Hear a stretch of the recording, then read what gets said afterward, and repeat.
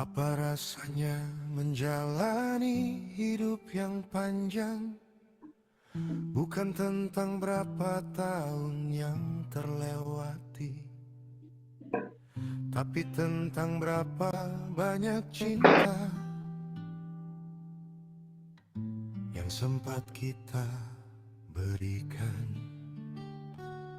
Seorang bocah pernah bertanya, apa rasanya menjalani waktu? Aku tersenyum memandang senja,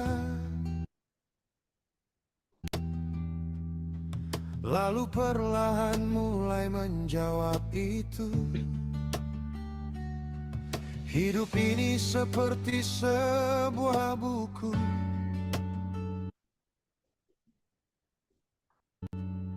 halaman demi halaman terbuka. Ada tawa yang masih tinggal, ada rindu yang belum selesai juga. Tentang jalan yang jauh terbentang, tentang langkah yang tak selalu tenang, tentang orang-orang yang datang lalu menjadi tempat untuk pulang, tentang cinta yang tumbuh di... Oke, Assalamualaikum warahmatullahi wabarakatuh. Waalaikumsalam Waalaikumsalam. warahmatullahi wabarakatuh. Oke, Bapak dan Ibu, kami ucapkan selamat datang dalam webinar Kita Senyum Pensiun, chapter yang ke-122 ini. Bapak dan Ibu, kita akan mulai perjalanan ini. Namun sebelumnya kami ingin memastikan apakah suara kami terdengar jelas, Bapak Ibu? Ya, jelas. Oke, terima kasih. Bapak dan Ibu, kita akan sama-sama memulai perjalanan ini, namun sebelumnya tentu izinkan kami memperkenalkan program Sejuta Senyum Pensiun ini adalah program lanjutan dari Bapak dan Ibu yang mungkin kemarin sempat mengikuti training MPP bersama ISQ. Nah, ini kita masuk ke dalam program lanjutan untuk kemudian tetap sharing berbagai macam materi yang insya Allah tentunya akan menunjang aktivitas kita selama masa purna bakti nanti. Dan juga di dalam program ini kita juga saling sharing tentang ide-ide bisnis, kemudian usaha-usaha apa yang kemudian bisa kita laksanakan selama kita dalam masa persiapan pensiun atau sudah dalam masa purna bakti. Yang harapannya program ini bisa membawa manfaat yang banyak, impact yang banyak, kemudian inspiratif untuk bisa kita sama-sama aplikasikan sehingga masa pensiun kita, masa purna bakti kita bisa kita persiapkan dan yang sudah lalu secara ringkas tentang program webinar ini. Juga selamat datang bagi Bapak Ibu yang mungkin baru pertama join di program Senyum Pensiun ini, dan juga bagi Bapak Ibu yang sudah sering hadir. Saya melihat beberapa wajah yang insya Allah saya sudah kenal sekali, Pak Asep, Pak Rudi, ya. Selamat datang kembali. Kita akan sama-sama membahas tentang di sesi ini tentang pengelolaan keuangan kita, tentang mempersiapkan manajemen waris nantinya untuk masa pensiun nanti. Dan Bapak Ibu, kita sudah menghadirkan seorang narasumber yang tentunya sudah expert di dalam penataan finansial untuk mempersiapkan manajemen waris surat wasiat dalam perencanaan keuangan. Untuk itu, Bapak dan Ibu, tanpa memperpanjang mukadimah, tanpa memperpanjang waktu, kita efektifkan waktu, kita akan sama-sama memulai. Namun tetap kami ingatkan Bapak Ibu yang memungkinkan untuk bisa mengaktifkan kameranya boleh di on cam agar kita bisa berinteraksi dengan lebih hangat tentunya dan lebih interaktif. Juga nanti jangan sungkan yang ingin memberikan pendapat, memberikan masukan, pertanyaan boleh dengan open mic atau Bapak Ibu bisa menulisnya di kolom chat nantinya. Begitu, tetap aktif, tetap fokus. Semoga perjalanan ini membawa uh, manfaat yang banyak bagi kita semuanya dan semoga ini bisa membantu kita mempersiapkan masa purnabakti kita menjadi masa purnabakti yang damai, yang nyaman dan sejahtera tentunya. Begitu Bapak dan Ibu, sama-sama kita akan mulai perjalanan ini. Kita akan sambut narasumber kita yaitu Pak Dadan Ramadan, yaitu beliau adalah financial expert di ESU yang akan berbagi tentang manajemen waris di siang hari ini. Untuk itu, waktu dan tempat kami persilakan kepada Pak Dadan. Silakan Pak Dadan. Oke, terima kasih Mas Gary. Terima kasih Bapak Ibu semua. Assalamualaikum warahmatullahi wabarakatuh. Waalaikumsalam warahmatullahi wabarakatuh. Alhamdulillahirrahmanirrahim. Allahumma sholli ala Muhammad wa ali Muhammad. Rabbi rahli sadri wa yassiri amri wa udatan min lisani yafqahu qawli. Gimana kabarnya Bapak Ibu? Hari ini hari Luar Jumat. biasa. Alhamdulillah ya Bu ya. Sehat semuanya, mudah-mudahan dalam keadaan sehat walafiat. Amin. Amin. Iya, terima kasih Bu Nonon. Baik, Bapak Ibu, kita hari ini kita akan berdiskusi mengenai sesuatu yang eh, menurut kami sih cukup penting ya dalam hal kita menghadapi setelah fase purna tugas ya, dan kemudian menjalani untuk ke depan untuk legasi kita ke anak cucu. Dalam ini kita akan bicara tentang dua hal, tentang waris dan surat wasiat. Mungkin ada beberapa yang sudah pernah belajar gitu ya, tapi izinkan saya untuk bisa sedikit berbagi apa-apa saja mungkin yang nanti kita bisa jadikan diskusi seperti itu ya. Eh, saya akan coba share. Kayak sudah kelihatan Bu ya?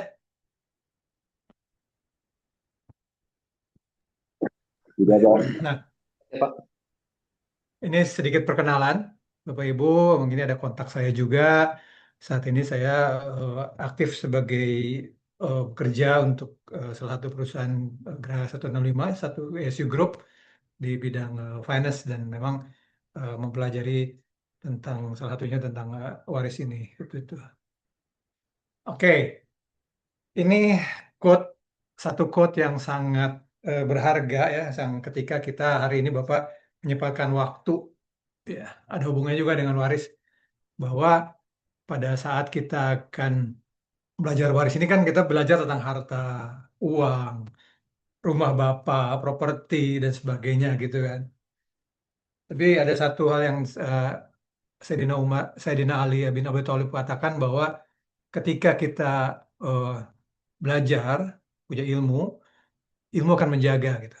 Tapi kalau misalnya kita belajar eh, menjaga harta, maka harta yang harus kita jaga gitu kan.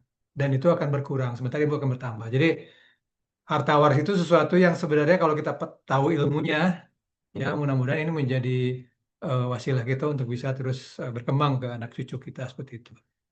Ya. Kenapa? Kenapa kira-kira? Silakan kalau mau ada yang mau chat, silakan. Kenapa kita perlu belajar waris? Apa pentingnya kita belajar waris? Inheritance planning, perencanaan tentang waris. Silakan kalau mau ditulis di chat. Karena eh, ini urusannya urusan yang mungkin nanti kalau orang sudah apa namanya meninggal gitu kan, kita dapatkan hal-hal yang bersifat material gitu. Jadi ya Bapak Ibu semua, ketika kita bicara tentang waris, ada kalanya kita bicara tentang kita akan mendapatkan sesuatu yang pasti, betul Bu. Ada sesuatu yang pasti yang akan kita dapatkan.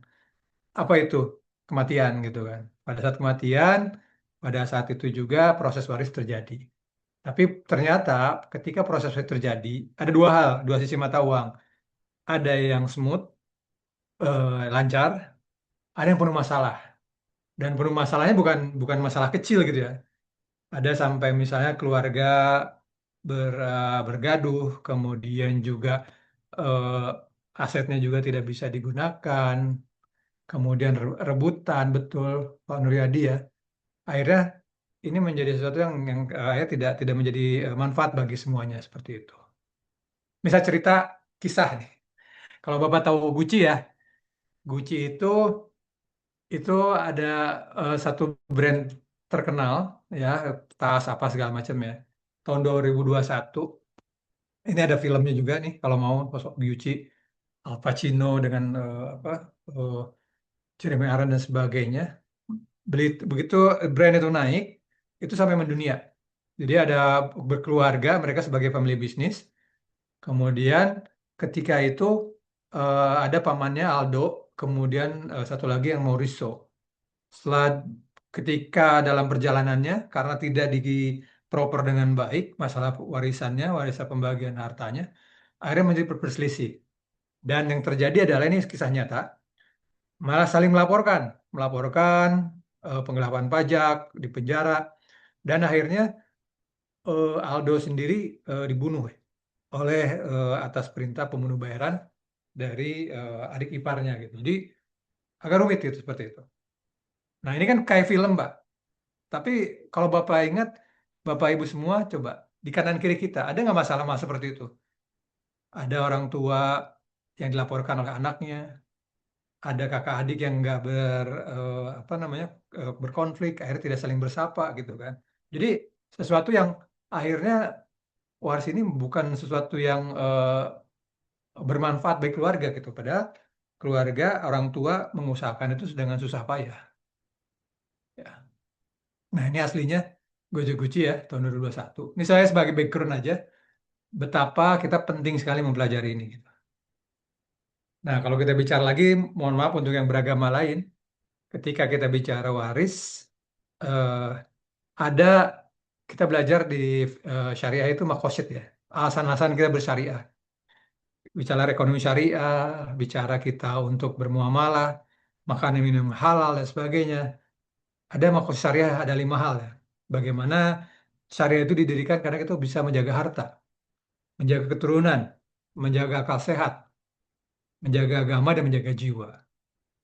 Nah, mungkin di bidang lain hal-hal tersebut mungkin hanya menjaga keturunan saja atau menjaga sehat. Tapi kalau kita bicara waris, apakah kita bicara waris menjaga harta? Tentu saja iya. Menjaga keturunan? Tentu saja iya, karena waris itu akan turun kepada anak cucu atau pada saudara. Menjaga akal sehat?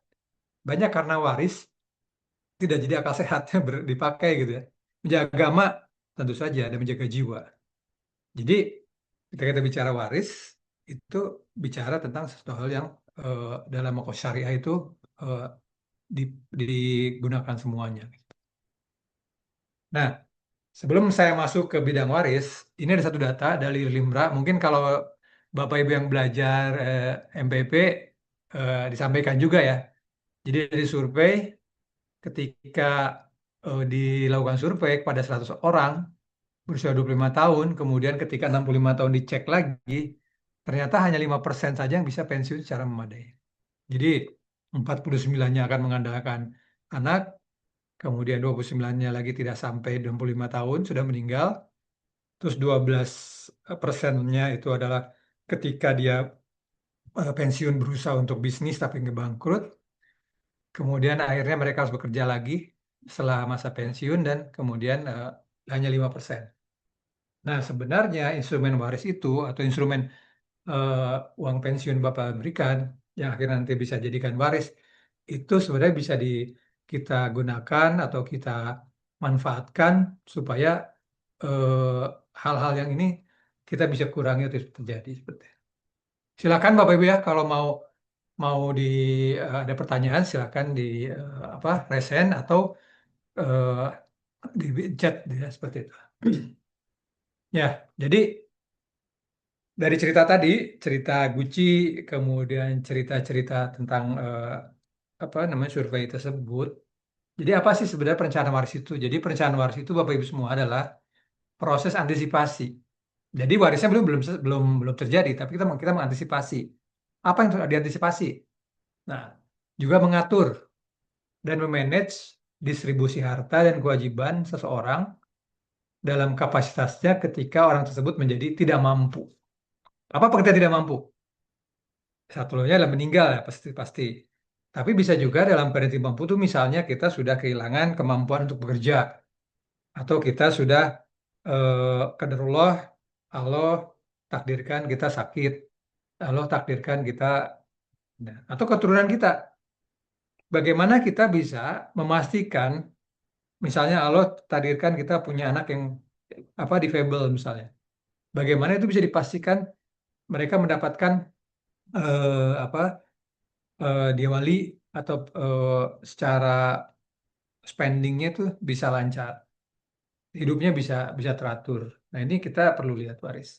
Mungkin kalau ada pernah dengar kemarin kasus salah satu artis ya, Leoni, dia punya rumah, artis Leoni, artis cilik dulu ya, dia punya rumah, kemudian rumah itu sebagai waris, dia tidak balik namakan, begitu akan dibalik namakan ternyata eh, apa pajaknya besar sekali gitu.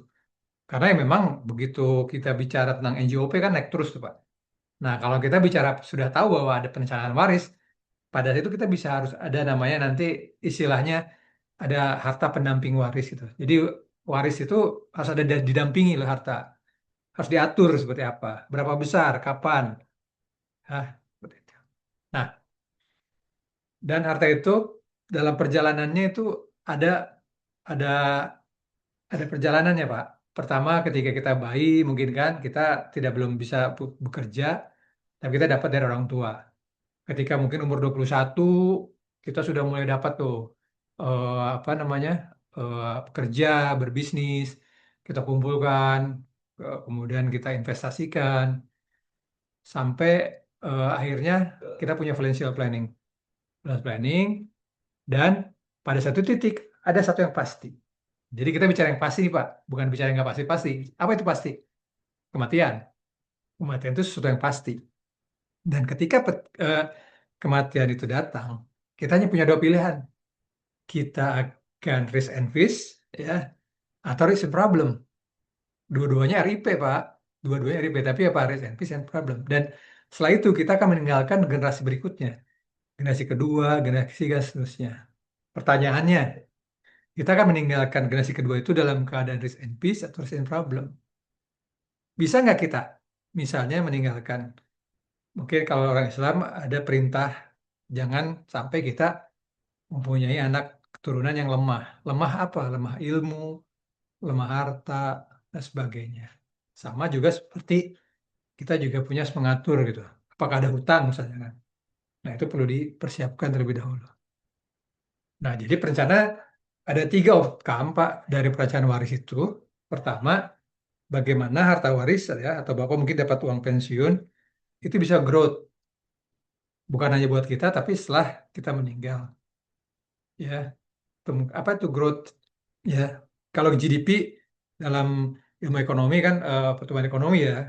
Nah, ini dalam pertumbuhan waris itu GDP juga, Pak. Bisa growth. Kemudian distribusikan. Kenapa kita harus merencanakan distribusi? Karena banyak sekali harta waris yang susah distribusikan. Mungkin surat-suratnya tidak lengkap. Atau misalnya ketika didistribusikan ternyata ada masih sangkut paut dengan hutang piutang. Akhirnya tidak mudah didistribusikan. Nah, jadi ada growth, ada distribusi, dan ketiga ada protection. Bagaimana kita bisa memproteksi? Jadi saya contohkan tadi misalnya, bagaimana kita bisa memproteksi anak keturunan kita yang nggak punya kemampuan, dia bisa tetap dapat gitu kan. Bagaimana kita memproteksi dengan asuransi kalau terjadi apa-apa, itu bisa terproteksi juga. Jadi 3 hal ini yang bisa disampaikan ya. Nah, kemudian Bapak Ibu, ini mungkin kita ingin luruskan juga nih. Ketika kita meninggal dan meninggal harta waris, jangan lupa bahwa yang akan kita tinggalkan ada 2 aset ya yang nanti akan berpindah. Tapi agak lupa nomor 2 nih, kewajiban. Kita hanya berpikir bahwa ketika orang tua meninggal ada harta. Ketika kita meninggal akan ada harta.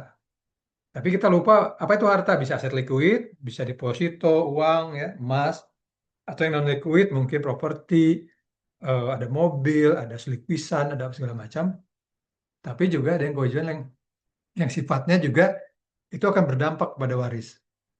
Utang. Nah, ketika ada utang, apakah harus bayar utang dulu? Ya, atau kewajiban kewajiban hukum, nah, dan kemudian ada wasiat. Ini harus selalu dipikirkan karena eh, secara negara kewajiban kita punya hutang nih yang akan dibebankan kepada waris. Apa kita mau membebankan hutang kepada anak ahli waris misalnya kan? Atau seperti apa? Kemudian juga ketika kita bicara hutang, kalau dalam agama gimana Pak? Kalau kita mau dihisab, kira-kira ada hutang seperti apa? Ya itu yang perlu kita sampaikan. Nah ini eh, salah satu contoh lagi ya, tadi Gucci, sekarang Michael Jackson. Jadi Michael Jackson ini bagaimana ketika perencanaan waris tidak dilakukan dengan benar. Michael Jackson kira-kira kaya apa kaya banget, Pak? Bah, kaya atau kaya banget deh? Kaya banget. Kaya banget. Terus lagunya banyak Bu ya. Iya, Royaltinya kita bisa tahu berapa. Terus dia kan mengasuransikan. Apa yang diasuransikan kira-kira? Yang diasuransikan apa? Hidungnya diasuransikan. Apa? Suaranya diasuransikan. Badannya diasuransikan. Saking dia punya kelebihan-kelebihan gitu ya. Dan asuransi salah satunya adalah senilai 17,5 juta dolar. Malah ada yang bilang 200 juta dolar ya, 200 juta dolar. Nah, ketika meninggal, ternyata ada perusahaan asuransi nggak mau membayarkan. Kenapa? Karena ternyata dalam eh, beberapa informasi, eh, financial advisor-nya lupa membayar polis 2 bulan. Hanya 2 bulan. Polisnya lupa dibayarkan gitu. Bayangkan, 200 juta dolar utang tidak bisa dibayarkan karena lupa bayar polis. Kemudian ada riwayat kesehatan yang tidak disampaikan benar gitu kan. Mungkin ada penyakit atau apa. Akhirnya ketika itu asuransi kan harus melakukan investigasi ya. Dan itu tidak dibayarkan. Dan satu lagi, eh, Michael Jackson ada punya hutang besar 500 juta. Akhirnya menjadi lebih rumit pengadilan dan sebagainya. Dan katanya anak-anaknya cuma dapat 1 juta dolar. Ya untuk kelas Michael Jackson, 1 juta dolar itu kecil kan, sekitar berapa? 16, sekarang berapa? 17 miliar lah. 17 miliar, 18 miliar gitu, rupiah. Nah, padahal dia punya kekayaan ratusan juta dolar. Terus kemudian kan kalau kita baca lihat video-videonya tuh monyet, kan punya monyet tuh, monyet dibagi-bagi gitu kan untuk ahli warisnya. Itu karena kita nggak merencanakan. Padahal seorang Michael Jackson sebetulnya. Nah jadi bicara tujuan waris itu ada 4 supaya waris yang kita sampaikan itu bisa surplus. Artinya kita antara tadi biaya dengan biaya mungkin kematian, mengubur, kemudian hutang-hutang itu masih ada manfaat ya dari sisi aset. Asuransi masih kita menikmati. Kemudian bisa liquid juga gitu kan. Bagaimana ini bisa dikonversi. Bapak kalau lihat mungkin di jalan ada rumah terbengkalai, apa lokasinya strategis gitu kan. Bisa jadi itu masalah waris, status quo. Ada satu keluarga yang nggak mau atau misalnya ketika dijual susah karena surat-surat nggak benar. Itu kan jadi akhirnya nggak bisa jadi cash gitu ya. Kemudian yang nomor 3 ini sesuatu yang banyak terjadi ya, ada konflik, ada sengketa, dan tidak mudah mendistribusikan. Nah, kemudian bicara waris juga bicara tentang bagaimana eh, ada harta-harta. Ini kita kesempatannya cuma 1 jam 2 jam ya. Jadi saya nggak bisa, kita nggak bicara bicara nanti latihan atau segala macam. Ini hanya mindset aja betapa eh, apa namanya waris itu menjadi penting kita mulai dudukan sebagai sesuatu prioritas kita. Nah, ketika berumah tangga, Bapak Ibu mungkin ya sudah berkeluarga, kemudian ada harta-harta itu harus di apa kita dudukan. Ini harta apa gitu kan? Ya, Bu Grace, Bu Pak Hendy ya. Apakah harta bawaan atau harta bawaan itu harta yang dibawa sebelum menikah. Jadi ketika mungkin sebelum menikah kita udah bekerja, udah punya ngumpulin emas, punya rumah gitu kan, itu harta bawaan. Kemudian ada harta perolehan. Itu bisa dapat sebelum menikah atau sudah menikah. Misalnya harta perolehan itu kita dapat hadiah, kita dapat orang tua, warisan. Itu harta-harta yang kita dapatkan ketika, tapi bukan harta bersama. Harta kalau bersama itu harta ketika kita menikah. Jadi ketika suami istri menikah, tanggal 1 Januari tahun 2026. Nah, setelah itu apapun yang menjadi pendapatan atau jadi harta itu bisa bersama, dikelola bersama. Tapi ada juga beberapa kalau dalam KUHP ada beberapa klausul misalnya non-marital agreement ya. Dia membuat marital agreement, membuat perjanjian pranikah, mengatur misalnya meskipun pada saat menikah uang uang yang dari gaji itu tidak atau uang gaji dari bisnis itu tidak masuk sebagai harta bersama masing-masing. Itu juga mungkin atau ada nafkah yang ditentukan itu dalam KUHP diatur. Dan satu lagi harta nggak bertuan.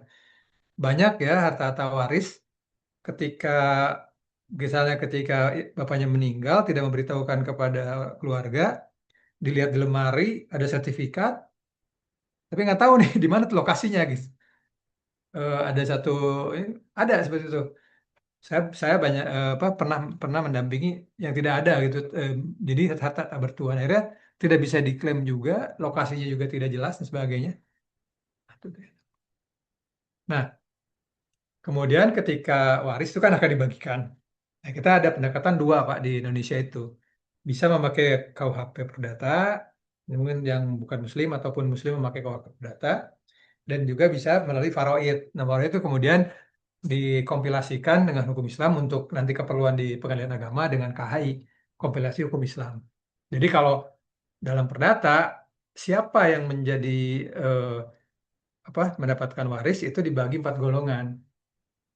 Tapi kalau dalam Islam itu langsung ada 2 kalau dalam Islam. Siapa yang mendapat waris itu adalah pertama adalah yang langsung darah. Jadi hanya ada 2 nih. Dia punya nasab darah, baik itu sebagai orang tua, anak, atau yang kedua adalah ahli waris pengganti, asobah namanya. Nah, itu bisa kemudian dia mendapat waris karena kalau nggak darah perkawinan. Jadi mendapat waris suami meninggal, istri dapat karena perkawinan tuh. Tapi kalau misalnya suami meninggal atau ayah meninggal yang dapat anak itu karena darah. Sedangkan kalau HP dia bagi 4. Pertama adalah yang paling hidup terlama dan anak keturunannya. Jadi eh, misalnya siapa sih suami istri yang hidupnya terlama itu dapat golongan 1. Kemudian golongan 2 kepada orang tua atau saudara kandung. Kemudian yang ketiga itu ke atas ya ke kakek bisa jadi atau ke bapak ibu. Nah kemudian baru keempat paman dan bibi. Nah nanti dari sisi hitung-hitungannya beda juga gitu kan. Ada kalau Freud sudah ada tuh dalam surat An-Nisa 11 sampai 13.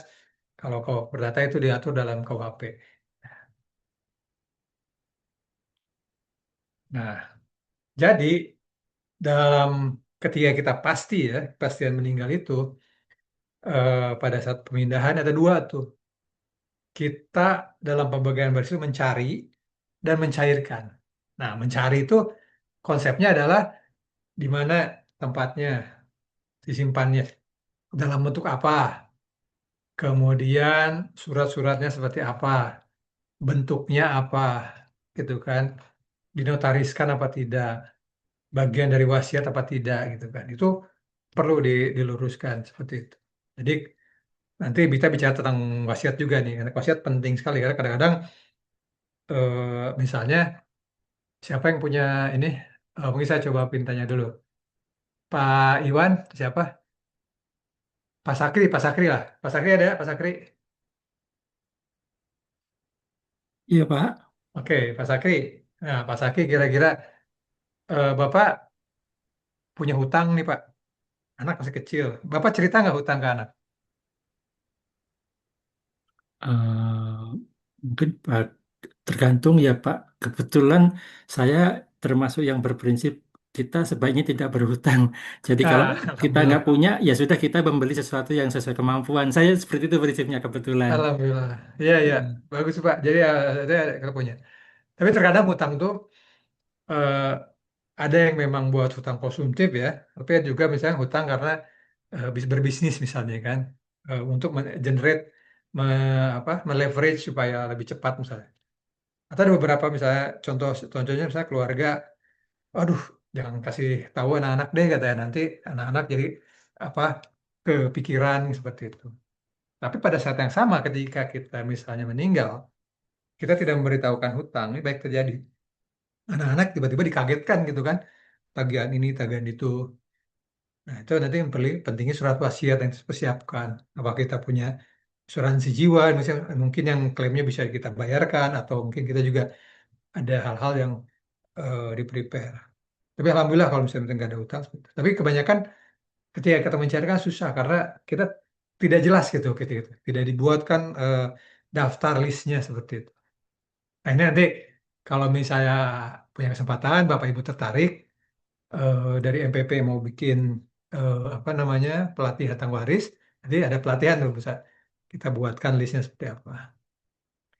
Nah, problem statementnya Pak, kalau dalam perwarisan tuh biasanya biasanya kalau misalnya ada pasangan berbeda agama gitu kan, itu satu sebagai faraid, satu sebagai KUHP. Kemudian berbeda kewarganegaraan itu penting nih Pak, berkewarganegaraan. Misalnya istri eh, menikah dengan bule, misalnya, dengan orang asing, kita tidak berpretensi itu menjadi masalah gitu kan, karena ya mereka menikah, kita menjadi warga dunia, bla bla bla. Tapi ketika itu di Indonesia selain waris ada hukum agraria. Wah, agraria itu sampai sekarang tidak memperbolehkan seorang warga negara asing memiliki aset di Indonesia gitu. Jadi ketika misalnya anak ibu menikah dengan orang asing, kemudian nanti ketika dia dapat waris dalam bentuk properti dan dia memilih warga negara asing, kabur aja dulu gitu. Misalnya berbeda. Nah, nanti itu warisnya nggak akan bisa didapatkan karena secara agraria harus ini kan kita harus jual dulu gitu. Harus jual dulu eh, apa namanya dalam ada waktu sih, ada waktu untuk itu. Kemudian pindah agama juga kan eh, karena agama perkawinan kan, kalau perkawinan berbeda agama ya tidak sah kan secara kalau Islam gitu seperti itu. Terus menikah luar negeri beda lagi, harta bersama beda lagi. Nah, di luar kawin ya itu juga harus diatur, dan nasab ke ibunya kalau anak yang dari hasil zina, kemudian ada pengganti dan sebagainya. Jadi macam-macam Pak. Nah, nah ternyata secara data nih eh, dari 70% sengketa waris itu karena tidak dokumen. Dokumen hukum itu tidak jelas.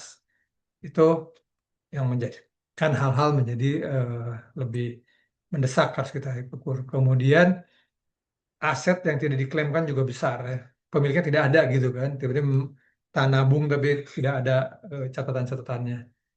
Kemudian konfliknya juga jangan sampai terjadi seumur hidup. Nah, bisa waris itu kan properti, tabungan bisa, polis, kepemilikan bisnis. Nah, bisnis juga nanti ada mekanismenya nih. Kalau kita punya PT gimana, kalau kita punya CV gimana, koperasi, yayasan.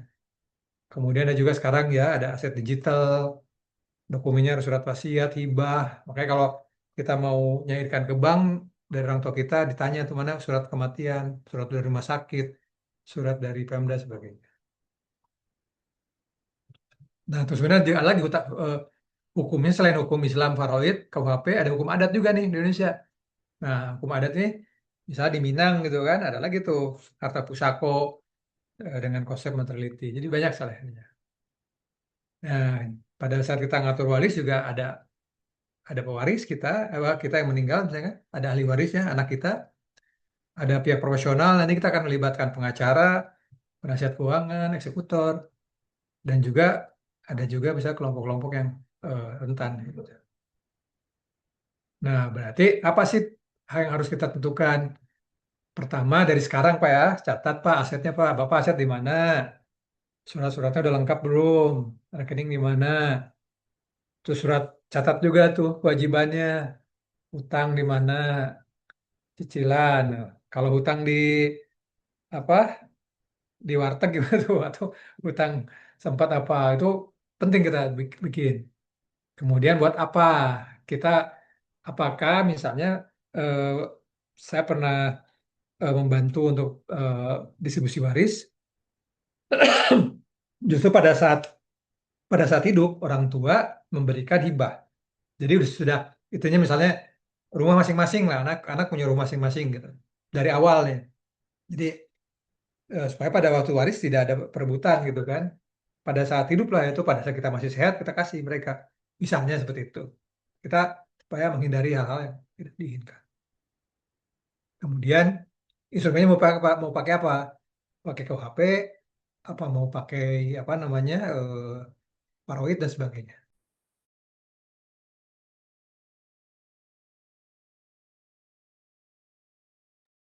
Kemudian juga masalah legalisasi seperti apa dan harus dikomunikasikan. Nah ini sekedar jangan ini nggak perlu dihafal Pak, tapi eh, kita punya nih ada tiga pakai harta perdata, hukum perdata, KUHP, ada faraid resmi misalnya kan tanpa kepengadilan agama hanya apa, Islam, kemudian ada kompilasi UKAMA yang nanti mengacu ke Kementerian Agama. Jadi pertama ahli waris itu ada apa enggak kan? Kalau langsung kalau harga perdata terlama, kalau dalam faraid langsung langsung misalnya langsung ditentukan ibu dapat berapa, bapak dapat berapa.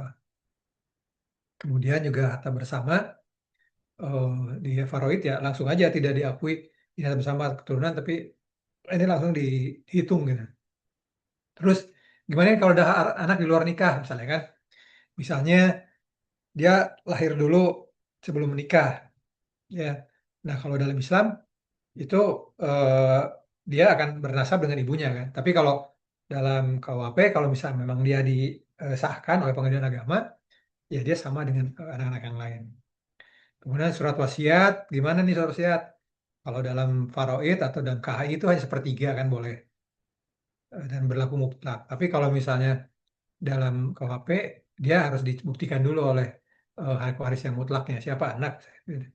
Karena seperti di negara-negara lain, negara yang Commonwealth atau negara yang misalnya di Amerika gitu, surat wasiat itu menjadi paling utama. Misalnya di kekuasaan mutlak terjadi bagi si pewaris. Kalau pewarisnya mau ngasih ke tetangganya gitu kan, itu yang harus dilakukan. Anaknya tidak dapat apa-apa. Tapi kalau di Indonesia mutlak langsung hanya sepertiga aja yang bisa diberikan. Misalnya ke apa lembaga yayasan atau misalnya ke siapa yang disampaikan.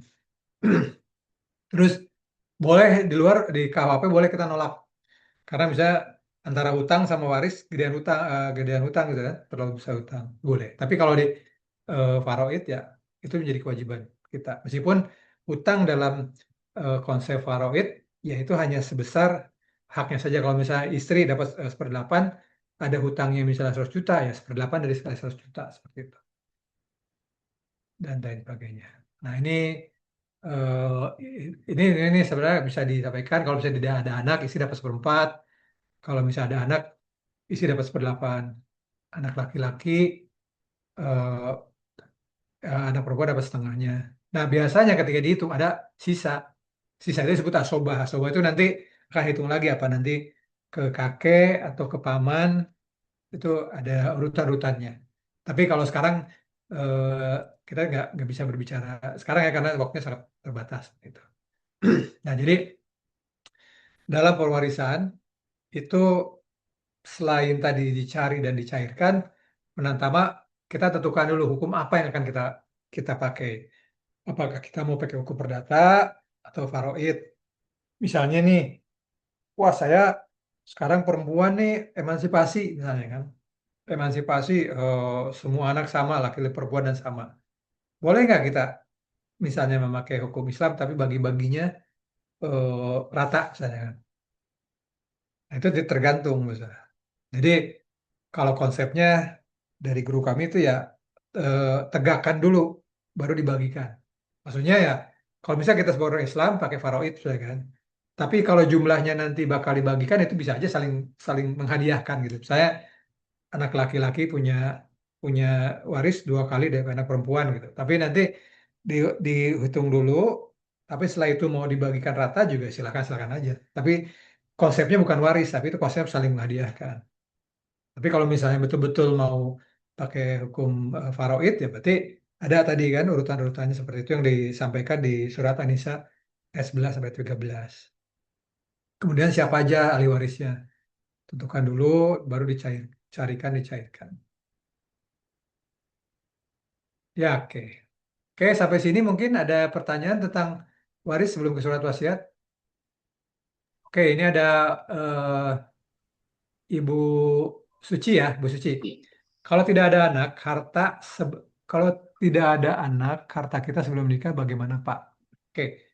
Jadi kalau misalnya kita eh, apa namanya kita dalam ibu memakai faraid ketika misalnya mohon maaf ibu meninggal gitu kan, terus tidak ada anak, berarti ke asobahnya bu penggantinya. Misalnya ibu ada suami, nah suaminya dapatkan. Kemudian biasanya ada dua bu, ada usul atau furus. Kalau furus kan ke anak dan cucu ya, ke bawah gitu. Kalau usul itu ke atas. Jadi kalau misalnya eh, ibu tidak ada anak, berarti ke atas, ke orang tua, ke bapak, ke ibu. Nanti masih masih ada sisa bapak ibu, berarti bisa jadi ke saudara-saudara lain seperti itu. Cukup ya. Nah, sekarang ke surat wasiat. Dan kita bicara apa waris. Apa hubungan surat wasiat sama waris? Surat wasiat itu adalah bagaimana seseorang meamanatkan melalui surat untuk hal-hal yang ingin dia sampaikan, termasuk satunya adalah pembagian waris. Ya. Nah, ini siapa Bu? Ada surat wasiat punya siapa? Ada yang tahu? Pak Isnadi. Ini ada surat wasiatnya Pak proklamator kita ya, Almarhum Muhammad Hatta. Beliau membuat surat wasiat ya bahwa beliau nggak mau dimakamkan di Taman Makam Pahlawan gitu. Nah, ini harus harus di salah satu yang sebisa mungkin yang wajib kita laksanakan. Dan sekarang beliau dikuburkan di apa tanah kusir ya, karena dia nggak mau. Seperti itu. Nah, ini contoh surat wasiat. Ditulis tangan, eh, terus kalau tulis tangan, apakah tulis tangan dengan diketik nggak pakai itu sama apa enggak? Pakai notaris apa enggak? Gitu. Ya, bisa jadi nanti akan ada tuh harus ada saksi ya. Kalau kita bikin surat wasiat, ya apalagi menyangkut aset nanti ya, ada saksinya, kemudian ada notarisnya gitu. Tapi terkadang kepepet tuh sebenarnya dalam keadaan misal sakaratul maut, teringat, atau dalam keadaan perang misalnya, nggak ada mesin tik, nggak ada notaris, tulis tangan kan gitu. Tapi setelah itu nanti setelah keadaannya reda bisa aja dinotarialkan seperti itu. Oke, ini pertanyaan tadi ya, Bu Hera tadi sampaikan Bu. Jadi bagian anak laki-laki betul Bu, 2 banding 1 dibanding anak perempuan. Kalau kita mau bagi rata-rata biar tidak menjadi hukum Islam, bagaimana caranya? Itu tadi Bu. Jadi Ibu tegakkan dulu hukumnya.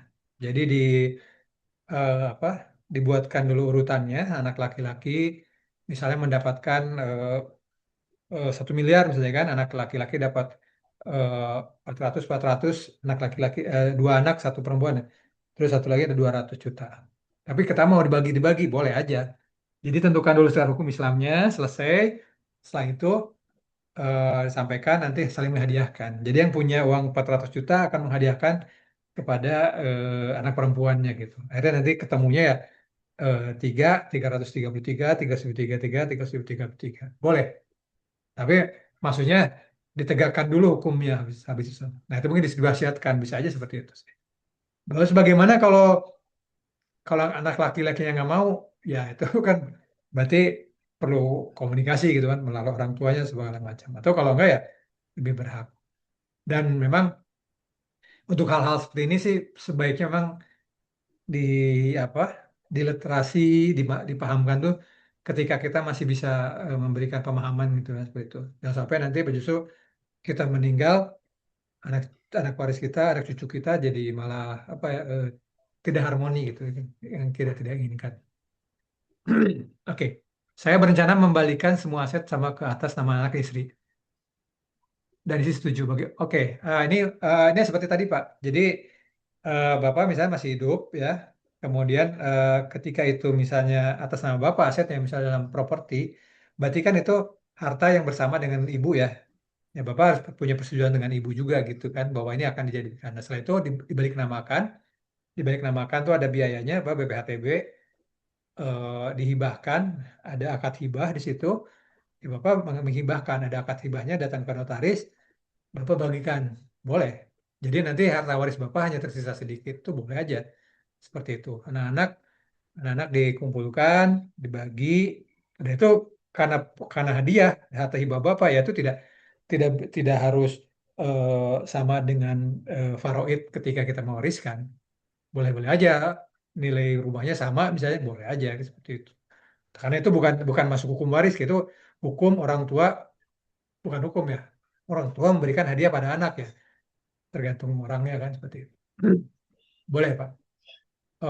Dan itu menurut saya sih lebih lebih lebih ini ya kalau dalam dunia sekarang ya kita bagiin sekarang gitu. Jadi semua anak sudah beres. Jadi kita meninggal sudah nanti sudah nggak ada yang kita bagi-bagi lagi gitu. Bisa aja.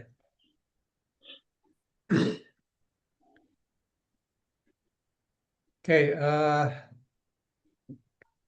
itu. Lanjut dulu ya, Pak ya. Kita lanjut dulu ini surat wasiat belum ada belum selesai. Kemudian nah ini tadi kan tentang Bung Hatta ya.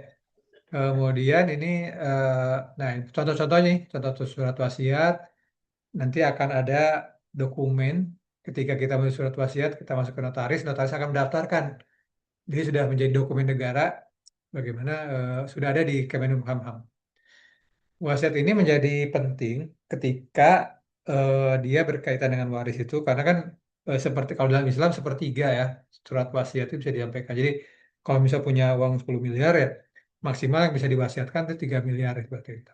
Sisanya waris. Atau surat wasiat itu sudah tidak berhubungan juga dengan waris bisa.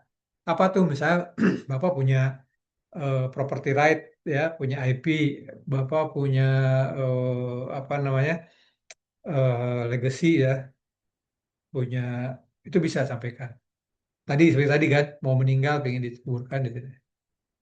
Jadi poin-poin dalam surat wasiat itu identitas kita perlu menyampaikan dari siapa, offsetnya apa saja, penerimanya siapa, terus pelaksananya pak eksekutornya. Jadi kalau di kita di luar negeri sudah ada sih apa namanya profesi untuk eksekutor gitu kan. Kalau kita mungkin bisa jadi kita menyerahkan kepada notaris, kepada keluarga, terus hutang dan pajak sampaikan juga, wali ya, wali anak, wali juga untuk yang mungkin beberapa yang harus dipakai wali ya.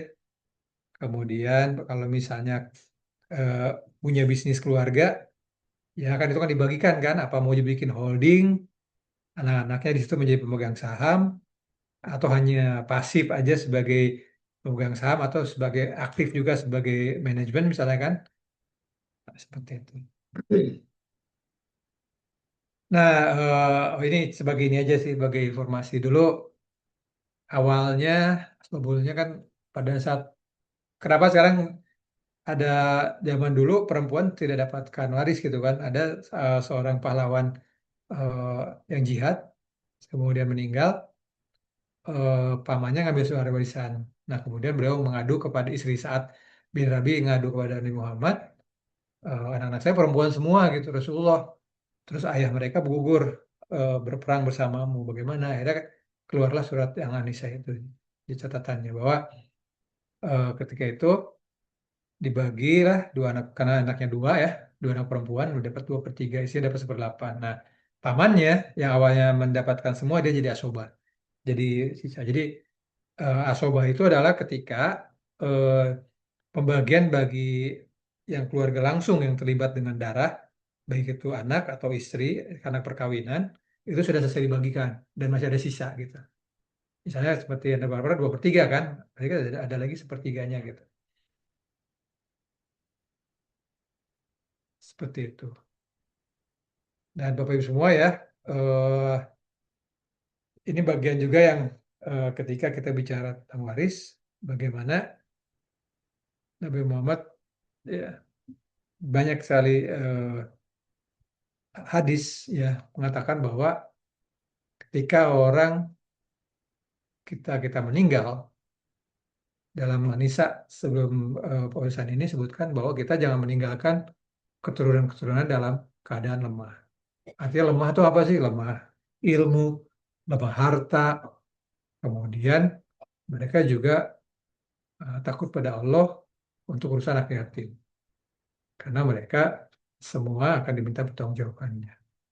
Dan mas, yang sampai juga tadi kan, dalam waris itu ada dua, Bapak Ibu. Ada yang sifatnya adalah,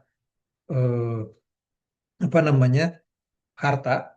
yang liquid ya, kita mungkin dapat waris dari orang tua, ada deposito, ada uang cash, ada emas misalnya yang liquid atau tidak liquid, ada rumah, ada perhiasan, dan segalanya. Tapi ada juga hutang. Nah, karena dalam satu hadis Rasulullah berkata, barang siapa yang meninggal dalam keadaan terbebas dari 3 hal untuk masuk surga itu. Pertama, dia terbebas dari sombong, terbebas dari gulul atau khianat, dan terbebas dari hutang. Jadi, hutang adalah salah satu yang akan menghambat kita kalau kita bisa masuk surga. Dan siapa yang memiliki hutang 1 dinar atau dirham, maka apa yang sudah kita usahakan di dunia, Pak, itu akan eh, dicatat, dibawa gitu, diperhitungkan hutang-hutang itu untuk kita sebagai bagian daripada ya apa namanya untuk kita bisa punya hak di surga nanti. Ya itu mungkin yang beberapa eh, yang saya sampaikan. Oke, baik. Sebelum berlanjut, mungkin ada yang mau dipertanyakan, Bapak Ibu semua. Ya Pak Dadan, di kolom chat sudah ada nih beberapa tadi Oke, masih menyangkut soal waris ya Pak dari Bu Fitria tentang kalau harta waris meninggalkan 4 anak perempuan dan 5 anak laki-laki, sebelum dibagi ada 1 anak lelaki yang meninggal. Pembagian selanjutnya seperti apa Pak kalau menurut hukum Islam? Pembagian untuk anak laki-laki yang telah meninggal. Itu Pak ya, Dadan. ya, oke. Jadi kalau misalnya kan ini berarti kalau bicara waris kan 4 anak perempuan, 5 anak laki-laki kan, berarti 5 kali 2 10, 10 tambah 4 ada 14 bagian ya. Terus istrinya 1/8. Nah nanti kalau misalnya ahli warisnya anak ya, anak itu memang anak kandung, kemudian terjadi perkinikahan, itu akan turun ke cucu, akan turun ke cucu gitu. Jadi dia tetap dapat berhak tapi akan turun ke cucu gitu. Hmm. Oke, Terus terima kasih. kalau ada anak ada yang beragama Islam, ada oke. Nah ini mungkin agak problematik ya. Kalau dalam faraid itu yang bisa memutuskan waris itu bisa tidak dia tidak bisa mendapatkan waris itu ada 2 hal. Pertama dia murtad, ya. Kalau kita ambilnya faraid nih. Kemudian yang kedua kalau dia eh, membahayakan, artinya orang bisa terputus hak warisnya kalau misalnya contohnya yang sudah bisa diputuskan oleh pengadilan misalnya dia berniat membunuh orang tua gitu Hmm. itu bisa putus ininya hak warisnya sama pengadilan bisa disampaikan. Jadi kalau ada anak kita yang Nasrani Pak, terus kita memilih hukum faraid ya itu eh, yang keluar dari Islam atau memang sudah dari awal lahir sudah Nasrani itu tidak mendapatkan kecuali kita memang minta ini di pengadilan negeri ya, di pengadilan agama. Kalau padahal, tapi setahu saya undang-undang perkawinan juga sekarang belum membolehkan perkawinan. Misalkan kalau yang kawin campur tuh di ininya di luar negeri biasanya, di apa didaftarkannya gitu ya. Mungkin boleh ada yang sampaikan, mungkin ada yang tahu hukumnya. Kalau nggak setahu saya sih undang perkawinan masih belum membolehkan kalau di Indonesia ya perkawinan antar agama. Jadi agak problematik Pak kalau misalnya mau diberikan. Ya kalau mau tidak dalam bentuk waris ya, tapi Bapak memang sayang sama anak itu ya dalam bentuk hibah tadi Pak. Bapak hadiahkan atau dalam bentuk wasiat. Kalau wasiat kan bisa ke siapa saja dan itu bisa sepertiga.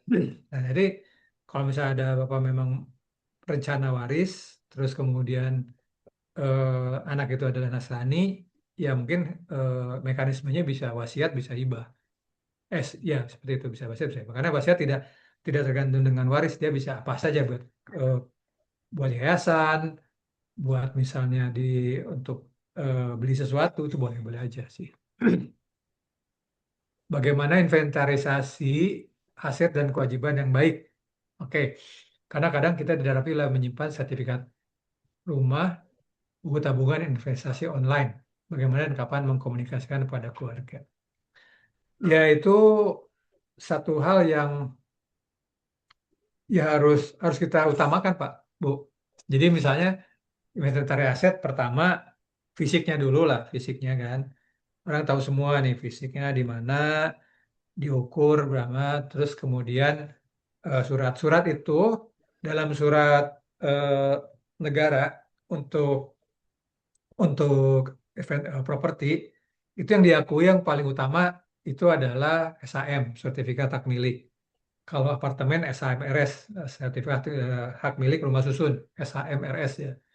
Terus ada juga di bawahnya HGB, hak guna bangunan. Hak guna bangunan itu biasanya itu di untuk misalnya atas nama PT itu nggak bisa pakai SHM, nggak pakai atau ruko misalnya kan itu pakai HGB. Jadi 30 tahun bisa diperpanjang lagi. Itu juga sebenarnya bisa di apa bisa dijadikan waris gitu.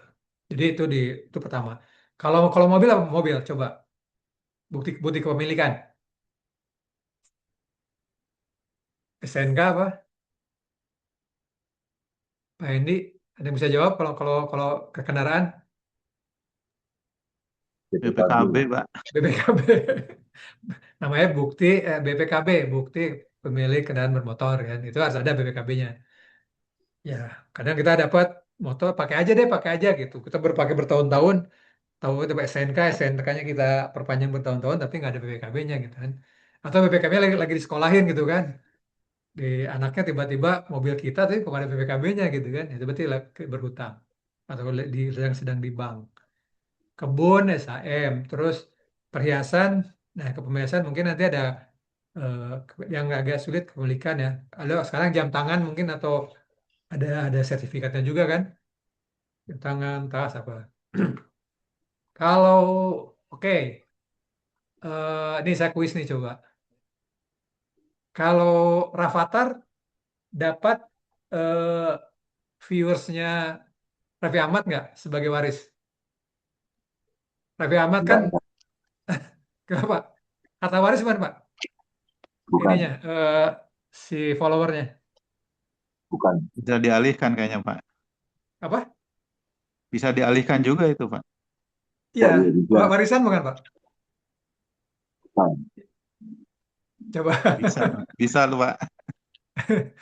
Raffi Ahmad nih punya anak namanya Rafathar sama si Cipung. Terus Raffi Ahmad sama Nagita ininya 79 juta nih followersnya. Gitu kalau sekali posting aja bisa dapat duit berapa kan gitu. Bisa diwarisin nggak kira-kira Pak?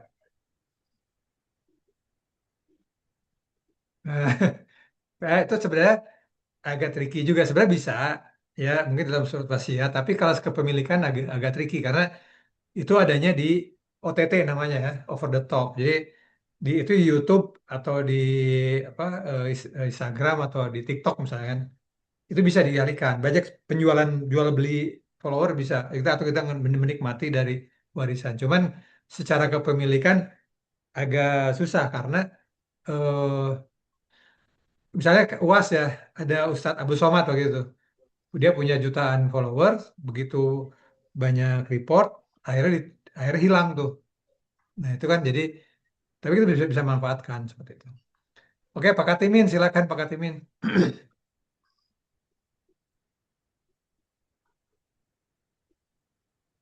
Silakan, Ibu atau Bapak Ketimin Oke, yang ini pasti. masih ada ya, masih ada nih, ada jika seluruh Pak Asep nih, jika seluruh harta diwakafkan untuk kepentingan pendidikan membangun masjid, sedangkan anak tidak mendapat warisan, bagaimana? Oke, dalam Islam tidak boleh Pak. Dalam Islam itu kan masuknya ke surat wasiat ya. Itu kita wasiatkan untuk menjadi tanah wakaf. Itu hanya bisa sepertiga, karena anak dan istri itu punya hak juga atas harta itu gitu. Jadi misalnya kalau Bapak misalnya punya, oh saya kita masukkan buat masjid, buat bikin rumah sakit, boleh. Tapi itu hanya bisa sepertiga. Itu saja. Hukum waris mana yang digunakan dalam contoh Sumatera Barat? Oke, sebenarnya yang di Sumatera Barat itu yang disebut eh, perempuan mendapatkan waris itu eh, harta pusako sebenarnya. Jadi misalnya rumah gadang atau ada sawah. Jadi seolah mereka mendeklar bahwa perempuan lebih bisa menjaga gitu, nggak boleh diperjualbelikan. Atau kalau rumah gadang itu tempat berkumpul. Kalau misalnya mau lebaran nih, lebaran kita punya rumah yang bisa, itu kan jangan sampai dijual gitu. Makanya dititipkan atau di dalam hukum adatnya sama perempuan. Tapi bukan untuk ini saya coba mengklarifikasi ke orang Padang. Bener nggak sih itu matrilineal kan gitu. Tapi yang memang yang dijadikan dipegang oleh perempuan itu adalah harta-harta pusako, bukan harta-harta yang lagi dapat. Misalnya sawah yang udah dari turun temurun, atau rumah yang eh, membeli bukan, atau mungkin mahkota atau apa itu dijaga gitu. Itu yang akhirnya eh, secara ininya ke perempuan gitu. Tapi bukan harta yang bisa dibagikan biasa. Eh kalau kita memilih hukum faraid, kalau kita memilih hukum faraid terkait waris, Pak Widodo ya, boleh diberikan kepada ahli waris. Oh iya, kita punya apa namanya, eh, punya hukum faraid terkait wasiat. Oke, jadi wasiat itu Pak, wasiat itu ahli waris udah punya hak tuh. Jadi wasiat itu tidak untuk ahli waris lagi gitu kadang gitu. Misalnya eh, Bapak mewasiatkan ke anak-anak itu sebenarnya udah punya hak di waris gitu. Jadi wasiat yang sepertiga itu mungkin Bapak untuk supaya amal soleh, bikin masjid, atau misalnya Bapak punya anak angkat ya, anak angkat yang secara secara apa namanya, eh, kita sangat sayang sama dia ya pakai surat wasiat. Atau misalnya mohon maaf nih, dulu dulu dulu Bapak hilaf, Ibu hilaf gitu kan, punya anak di luar nikah, tapi setelah itu menikah, dan itu Bapak sampai saya sama sayangnya dengan anak itu misalnya kan, ya secara hukum faraid dia nasabnya bukan ke Bapak kan, nasabnya ke ibu gitu. Dia tidak berhak kalau misalnya Bapak meninggal, tapi Bapak sayang sama dia, Bapak wasiatkan ke dia boleh. Gitu. Atau ke saudara yang sudah membantu itu boleh. Tapi bukan kali waris.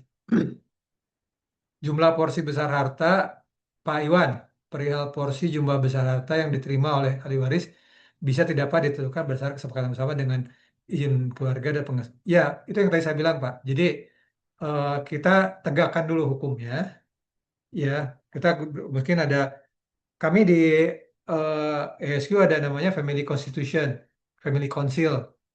Kita membantu keluarga untuk membuat undang-undang keluarga. Undang-undang keluarga itu menyangkut visi misi keluarga apa, sampai misalnya kalau family bisnis pembagian sahamnya gimana, terus apa saja yang nggak boleh dilakukan, terus pengambilan keputusan seperti apa. Itu bisa dilakukan dengan family council, eh, family constitution. Sampai ke mungkin kalau di meja makan apa yang dibicarakan itu ada Pak yang mereka buatkan seperti itu gitu.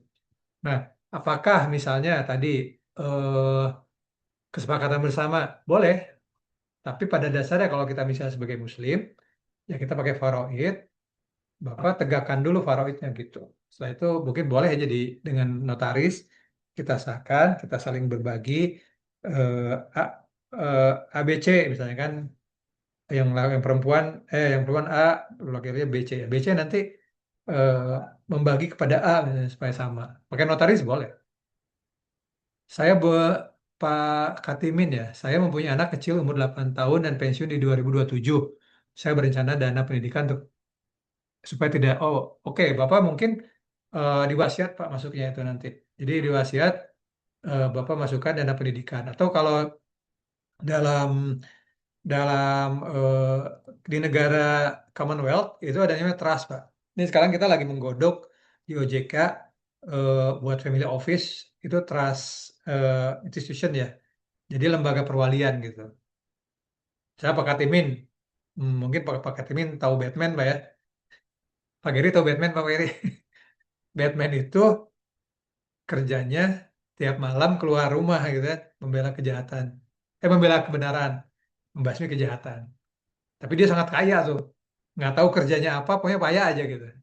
Nah, ternyata karena orang tuanya kaya, terus dia memasukkan ke lembaga trust. Jadi kita punya istri, ibu rumah tangga, meninggal, dia tidak mampu menjalankan, padahal usaha kita banyak gitu. Nah, biasanya diambil oleh lembaga trustee namanya. Lembaga trustee itu menjalankan Bisa melalui saham, bisa melalui obligasi, bisa melalui ada operasional, misalnya kan pabrik yang dikelola dan kita mendapatkan. Jadi dana perolehan bisa didapat dari situ, gitu seperti itu. Nah, atau lah kalau misalnya Bapak mau bikin apa dana pendidikan khusus, boleh aja. Dari sekarang aja sebenarnya Pak, sebelum misalnya ini dana khusus yang dikeluarkan dari waris melalui surat wasiat bisa. Oke, cara proteksi sukuk. Oke, sukuk ya. Baik. Sukuk itu kan sebenarnya dikeluarkan oleh pemerintah ya, Maaf, surat utang. maaf Ya, Pak. oke. Pak, Monggo, mungkin saya silakan. perjelas pertanyaan ini ya Pak. Ya, Silakan, Pak. monggo Saya Pak. Bayu Pak. Saya Bayu yang Oh, ngajukan baik, saya boleh, pertanyaan boleh, dikit silakan. Pak. Boleh, Saya silakan. perjelas aja ya Pak. Jadi gini Pak, ya sekarang ini kan transaksi terkait aset itu kadang-kadang kita tidak diberikan bukti kepemilikan dalam bentuk hard ya Pak ya, Hmm. hard copy atau sertifikat yang fisik gitu ya. Ya, Misalnya contohnya kita membeli sukuk atau saham gitu ya, lewat perbankan itu kita itu hanya diberi surat dalam bentuk email Pak. ya. Atau mungkin contoh lain apa ya? Mungkin ya itu ya Pak yang contoh sukuk itu ya Replace, yang saya replace. alami. Jadi Ya, paperless benar-benar paperless itu ya Pak. ya. Termasuk sekarang rekening bank itu kan ada yang tanpa buku ya Pak. Mereka hanya ngasih kartu aja ya. Nah, itu cara proteksi kita untuk nanti persiapan harus dialihkan ke apa? Ke anak misalnya karena peristiwa kematian itu gimana ya Pak? Iya, ya. Oh, udah pertanyaan bagus, Pak. Ini Wah, dengan adanya teknologi informasi kan, kita bertransaksi di saham, bertransaksi di sukuk, kita tidak mendapatkan bukti kepemilikan ya, iya namanya betul. namanya scriptless. Jadi sebenarnya Pak, kalau kita Bapak misalnya beli sahamnya di mana, di Mandiri Sekuritas misalnya kan, Iya, itu sebenarnya ada satu lembaga lagi Pak, namanya namanya apa kustodian. Kustodian itu adalah jadi kita kalau kita beli saham itu kita dipotong dipotong 0, sekian persen itu buat kustodian. Kustodian itu adalah lembaga yang kan menyimpan menyimpan saham kita. Jadi kalau misalnya kita Bapak pindah dari Mandiri Sekuritas ke mana ke eh, BRI Sekuritas misalnya, itu eh, barang Bapak itu akan ada di kustodian. Jadi kalau dalam pasar bursa itu ada Bursa Efek Indonesia, ada sekuritas sebagai lembaga yang menjual belikan, membantu jual beli, Bapak sebagai investor, satu lagi lembaga kustodian. Kalau kita ke SEI, kustodian termasuk SBN ya Pak ya? ya di situ. Jadi saya pernah tuh Pak, sekuritasnya bangkrut gitu. Nah, kita pindahin tapi jadi bisa bisa Bapak bisa lihat di kustodian. Biasanya kalau kalau Bapak punya NID SID-nya ya, ini agak teknis maaf ya bagi Ya teman-teman yang ya. lain. Bapak bisa lihat tuh.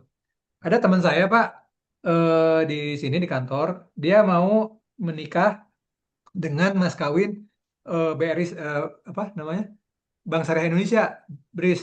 Jadi dia menikah Hmm. dapat maharnya atau dapat mas kawinnya salah satunya selain perhiasan dapat saham. Kan Oh, ya. gimana tuh yang ngomongnya kan? Nah, akhirnya ternyata di KESA itu bisa dicetak, Pak.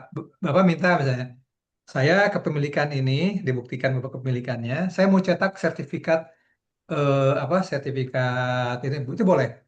Jadi Bapak bisa bisa dapat tuh sertifikat apa paper paper securitiesnya kertasnya. Tapi kan kalau sekarang nih kalau misalnya konsepnya masih pakai kertas itu kan satu lembar misalnya 100 rupiah, Bapak beli 100 juta kan bisa bertruk-truk itu untuk kertas-kertas itu kan pindah-pindahnya kapan. Nah, itu ada script plus dia dicatat. Jadi kalau sekarang insya Allah sih dengan adanya itu ya aman lah insya Allah karena kan regulator beberapa gitu. Sama dengan ini. Cuman kalau kripto kan sekarang ada exchanger-nya juga Pak, exchanger ya kan. Ada lembaga dari toko kripto gitu, kita mau mau redeem kita bisa gitu.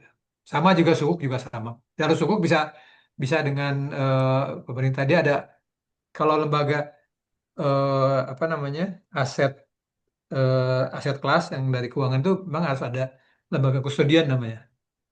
Seperti itu. Pak, kalau Jelas Pak? mereka kalau mereka kirim email ya, di situ Hmm. dicantumkan macam-macamnya, terus kita print out gitu ya Pak, di print itu bisa bukti legal nggak itu Pak? eh ya untuk Bapak ini sih bisa gitu Karena kan. gini Cuman Pak, transaksi maaf ya Pak, transaksi SBN itu kan yang via via bank ya Pak, yang SUN yang dari pemerintah bukan ya, saham ya Pak. Itu kan kita kalau mau transaksi beli kan tinggal langsung di aplikasi tuh Pak. Jadi kita ya, transfer dananya, terus kita dapat kupon bulanan, terus nanti kalau ada penjualan di pasar sekunder atau waktu jatuh tempo, kita transaksinya lewat lewat itu, lewat aplikasi bank ya Pak, ya, mobile banking itu Pak. ya. Jadi Bapak nggak cara mungkin Bapak cara nggak pakai praktisnya agen, Pak ya? enggak pakai, itu kan langsung lewat itu Pak, lewat bank-bank pemerintah kalau kalau Ya, sukuk SUN itu ya Pak. Kalau saham saya nggak ngerti itu Pak.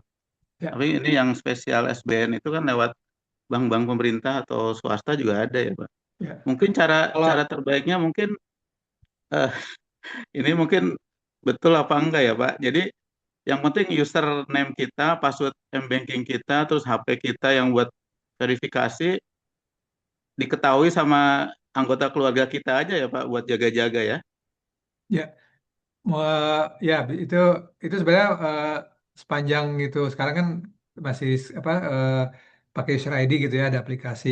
Tapi kalau misalnya memang Bapak tidak diperjualbelikan, memang mau Bapak simpan, bisa jadi Bapak ketemu dengan agen penjualnya gitu kan. Agen penjualnya misalnya bank, ya Bapak bisa di bank tuh ada bagian aset manajemen ya. Kalau di BSI ada bagian apa namanya? Ya dia ada bagiannya Oh iya iya. saya paham. Nah itu Bapak minta aja fisiknya, Bapak simpan di lemari besi bisa. Jadi misalnya nanti memang ada biaya tambahan misalnya buat ngeprint kan tuh pakai security paper ya gitu. Tapi itu bisa bisa diambil Pak. Kalau kalau misalnya Bapak rencana tidak kan kalau saham atau itu kan bisa suka diperjualbelikan Pak. Jadi agak repot tuh. Tapi kalau misalnya mau Bapak simpan, Bapak cari kebijakannya, Bapak pegangnya itu scriptless apa paper securitiesnya bisa. Coba aja ke agen penjualnya gitu. Kalau misalnya Iya agen nih. penjual adalah Iya, bank, nih, Pak. Bapak bisa hubungin bank. Saran saya sih gitu, Pak. Iya deg-degan juga ini Pak. Soalnya kita nggak pegang nggak pegang bukti kayak BPKB gitu kan Pak. Ya, Jadi apalagi saya apalagi baru miliaran, Pak ya. Wah, iya. amin, Jadi amin. kita baru sadar sekarang nih Pak. Transaksi kan lewat mobil banking cuma diklik-klik Ya, doang Pak. tapi mobile banking biasanya ada gitu kan dia ada ininya kan, dia platformnya, tapi banknya ada kan. Bapak coba Iya, aja. Bang Kalau di Bang saya Mandiri tahu di ada BXI Pak. Bang ada Mandiri ada tempat aset Pak. manajemennya. Iya, iya Ya, betul. Oke Pak, aduh, terima kasih Pak. Saya coba sama-sama lacak Pak. lagi nanti Pak. Oke, oke. Makasih Pak. Ya, sama-sama. eh lagi oke Pak Iwan ya. Perihal jumlah besar tuh. Ya udah, ada kecil udah, pasar proteksi udah. Oke, baik. Waktu udah ini hampir jam 3 ya. Oke, nanti eh Bapak semua kalau misalnya memang ada yang ditanyakan lagi, boleh Izin, silakan dengan izin, Pak. oke, Izin. oh Pak. Silakan Pak Katimin, silakan. Ya, ini saya mau minta bicaranya. Kan saya itu kan punya anak kecil, Ya, udah umur 8 tahun, sekarang naik kelas 3 SD. Nah, saya akan pensiun itu di awal tahun 2027. Nah, maksud saya itu akan mempersiapkan dana pendidikannya sampai dia nanti kuliah. Nah, supaya dia itu nanti nggak jatuhnya waris. Nah, saya harus pakai wasiat atau pakai apa nggih? Mohon penyerahannya, makasih. oke. Kalau misalnya eh, ini beberapa alternatif Pak ya. Kalau misalnya itu Bapak berikan dalam bentuk tabungan berencana ya, atau dalam akses asuransi pendidikan, kan itu atas namanya atas nama anak, Pak. Jadi ke atas nama anak berarti sebenarnya itu bukan bagian daripada eh, objek waris Ya, ya. karena sudah atas nama anak gitu. Itu ke Bapak kayak menghadiahkan atau menghibahkan dana pendidikan itu. Meskipun mungkin Nah, Bapak bayar preminya atau bayar tabungan siap, berencananya secara bertahap. siap, Ya, siap. kecuali misalnya Bapak asuransi jiwa. Asuransi jiwa yang Bapak dedikatkan untuk jadi dalam klausulnya kalau saya meninggal saya silakan apa klaimnya disaatkan untuk biaya pendidikan anak itu mungkin. Misalnya ada kemarin satu satu kasus yang cukup heboh ya. kalau Bapak tahu ada lembaga agama yang di daerah PIK gitu ya, lembaga pendidikan, Yayasan Suci, itu dapat eh, orang orang punya asuransi, dia baru bayar 1,5 M gitu kan, bayar per bulan berapa, 1,5 M. Ketika dia meninggal, dia dedikasikan klaimnya itu buat Yayasan Suci. Yayasan Suci dapat lagi ratusan miliar gitu dari situ. Karena klaimnya mungkin dia orang ini ya berada gitu. Ya itu bisa. Jadi Bapak misalnya klaimnya Bapak masukkan seperti itu. Tapi kalau misalnya Bapak sudah berencana tahun 2027 dan insya Allah Bapaknya masih sehat, ya Bapak bikin tabungan berencana atau bikin asuransi pendidikan atas sama anak itu sudah bukan bukan objek pajak lagi, itu udah miliknya dia gitu Pak. Seperti itu sih. Nah, rencana saya kan dana pensiun saya itu kan mau saya alokasikan sekian persen buat anak saya. Nah, itu karena saya memang dari dulu nggak terlalu tertarik dengan asuransi gitu. Nah, Hmm, itu gimana itu Pak, Bapak? boleh. Tapi kan Bapak berarti Bapak masih sehat kan? Dana pensiun kan? Alhamdulillah sehat. Ah, ya Nah, misalnya Bapak 30% untuk dana pendidikan gitu Pak, dari ya gampangnya apa ya, semiliar lah gitu, semiliar. Bapak iya, tiga iya, puluh iya. persennya 300 jutanya Bapak mau alokasikan buat anak misalnya. Ya udah Bapak bikin tabungan perencanaan aja, kan di instrumen bank ada tuh. Atau kalau enggak bikin asuransi yang eh, ketika anak SD masuk, SMP masuk, SMA masuk, kuliah itu sudah bisa keluar. Itu udah atas nama anak, dia Siap, udah siap, siap. atas nama mereka gitu, seperti itu. Ya, oke, Wait, gitu. ya, Oke, makasih. Makasih. Ya, ya Pak, mudah-mudahan sehat terus Pak, dan sukses. Assalamualaikum Pak makasih. Dadan. Assalamualaikum Pak Silakan, Dadan. Ya, Pak silakan Dodi. Pak Dodi. Ya, salam kenal Pak. Saya Dodi Pak. Oke. Pak, saya mau tanya sekalian diskusi Pak. Saya ini kan generasi sandwich Pak. Maksud saya masih, alhamdulillah masih orang tua saya dodonya masih ada Pak. Dan saya juga punya anak gitu Pak ya. Ya saya usia memang udah usia pensiun Pak.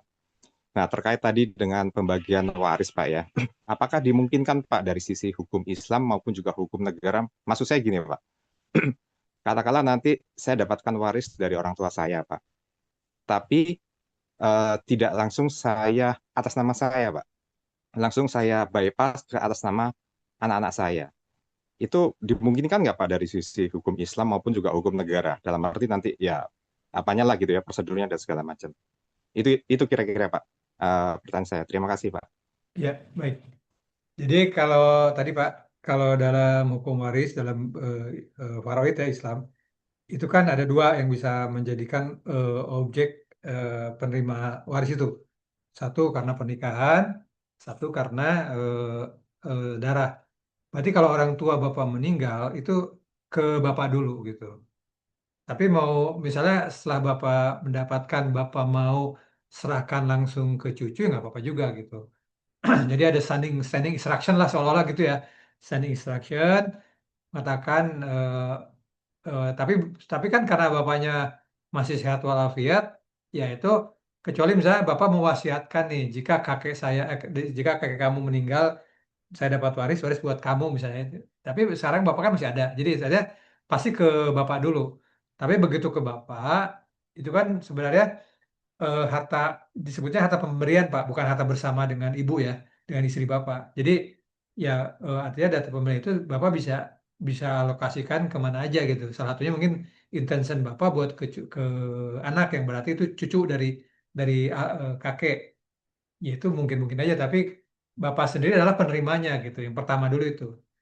Nah, terus kemudian setelah itu eh, jangan lupa Pak, ketika Bapak menerima dalam misalnya dalam bentuk aset rumah, itu harus diperhatikan juga biaya pengalihannya. Biaya pengalihan itu apa? Misalnya kalau balik nama, itu kan ada BPHTB namanya. Biaya pengalihan hak eh, tanah dan bangunan. Itu nilainya 5%. Banyak orang dapat warisan dari orang tua, nggak bisa dia balik nama ke dia, Pak. Karena dia nggak punya yang 5% itu gitu. Kalau misalnya hartanya misalnya 10 miliar, artinya pengalihannya 500 juta gitu kan. Cukup besar. Dia harus menjual aset lain sebelum dia dapat waris itu gitu. Meskipun dia dapat waris tapi balik namanya tetap ke kita gitu kan. Nah, itu harus disampaikan. Nanti problemnya kalau nggak dibalikan kan nggak bisa dijual gitu. Jual susah. Mau jadikan jaminan juga susah gitu. Jadi akan ke Bapak dulu Pak ininya, harta warisnya. Gitu. Oke. Cukup Pak, Nah, jelas? ya justru itu Pak. Mungkin ya ini juga tadi saya bilang bypass Pak ya. Jadi maksud saya kalau tadi itu balik namanya langsung ke katakanlah ke anak-anak saya gitu loh Pak. Oh, Walaupun mungkin ya secara biayanya ya saya yang bayar lah gitu loh. Supaya oke. tadi ya bypass Pak ya. Jadi supaya nanti nggak dua Boleh. kali gitu.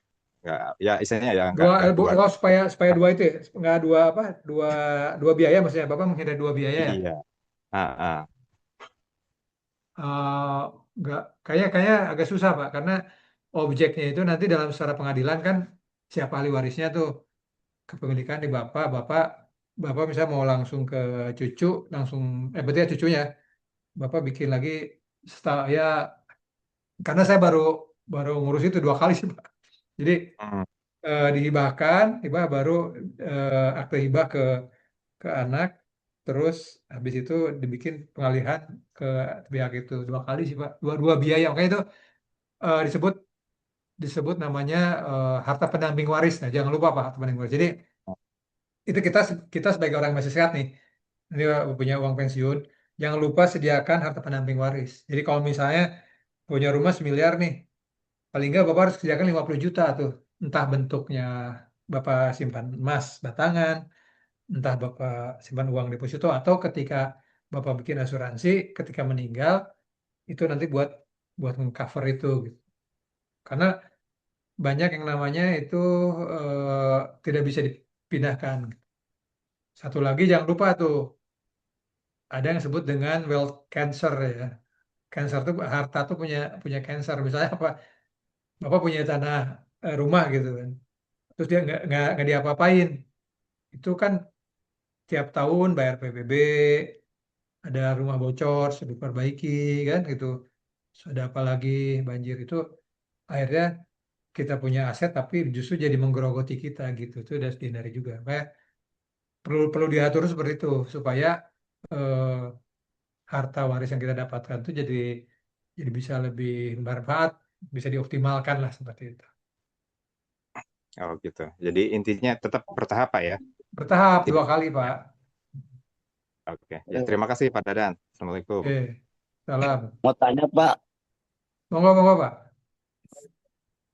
Pak, kalau kita masih kerja gini Pak ya kan belum pensiun Pak.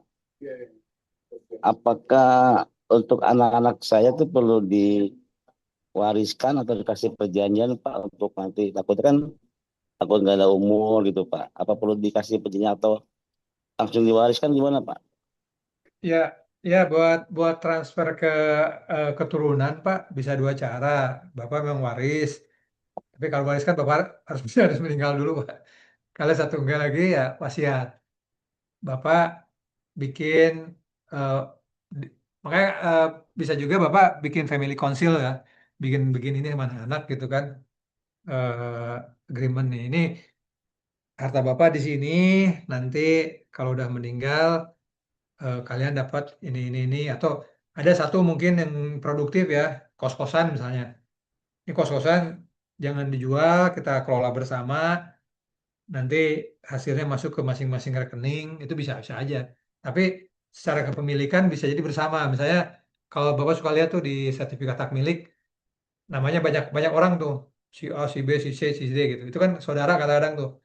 Jadi mereka tidak tidak berniat untuk menjual, tapi dikelola bersama. Itu juga bisa. Sebenarnya kalau masalah waris ini sebenarnya tergantung dari kita, Bapak sebagai pewaris ya. Apakah ingin memberikan eh, misalnya ada wasiat yang nggak boleh dibuka, dijual, atau memang diserahkan ke mereka gitu. Kan ada juga dipisah Pak.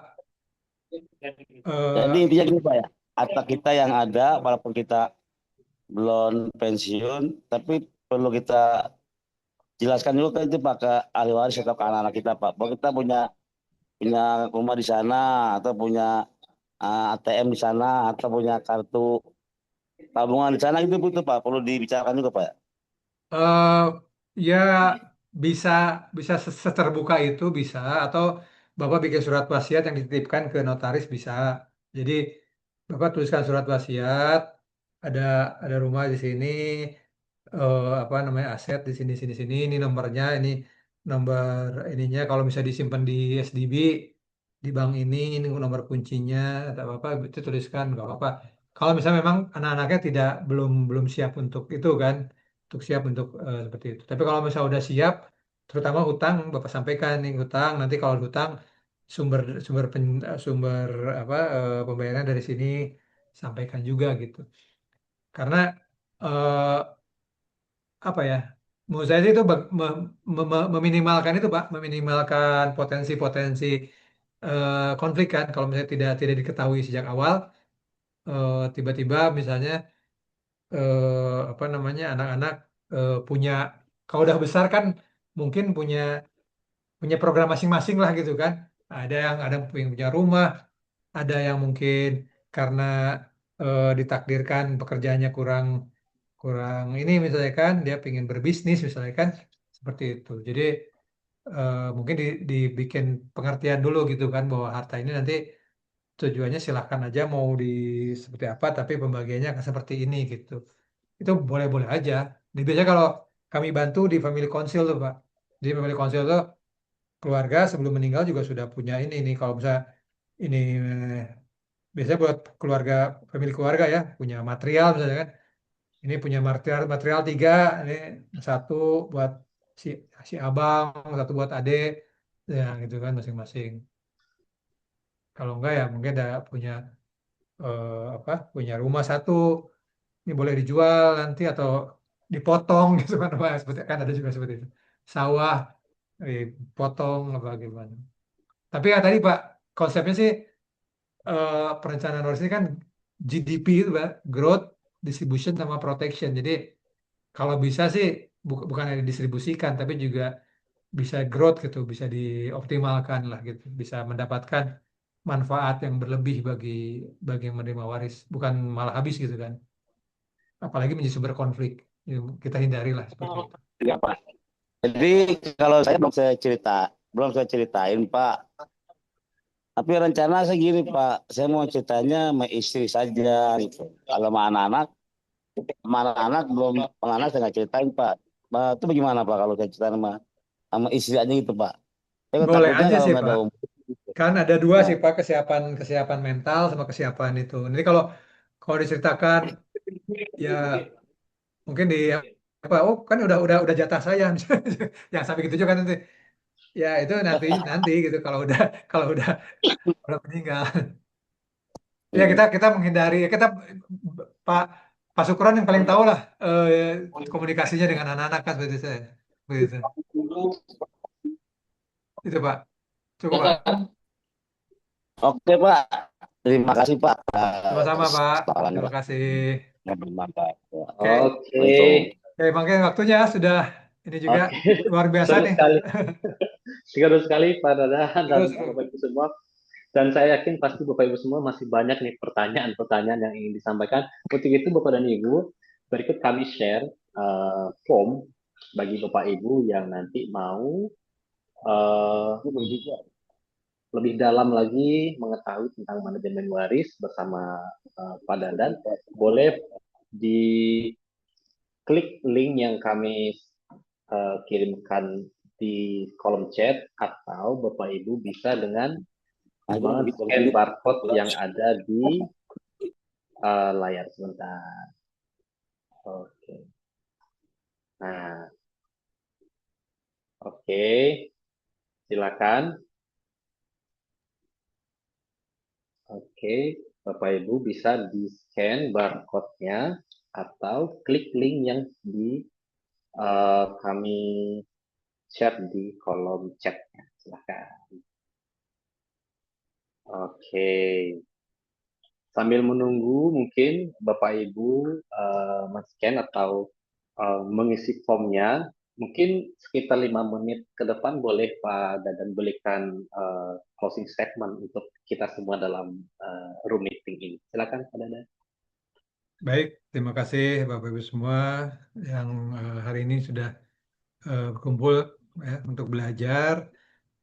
Kami appreciate karena eh, dalam suatu hadis Rasulullah mengatakan bahwa salah satu ilmu yang akan diangkat terlebih dahulu di dunia ini adalah ilmu faraid ya. Jadi bagaimana kita melihat bahwa sekarang eh, sudah mulai tinggalkan kan tadi ada tidak secara pembagian, secara konsep itu sudah diatur, eh, kemudian ditinggalkan.